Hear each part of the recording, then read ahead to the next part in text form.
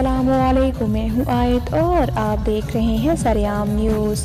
खबर शामिल करते हैं। इटली के शहर बोलोनिया के नवाही इलाका सान पेड्रो इन कज़ाले में मौसम बहार का कार्निवाल शुरू हो गया। हर साल की तरह इस साल भी कार्निवाल मौसम बहार की आमद के साथ शुरू हो गया, जिसमें बोलोनिया और आसपास के पाकिस्तानी इटालियन कम्युनिटी ने भरपूर शिरकत की।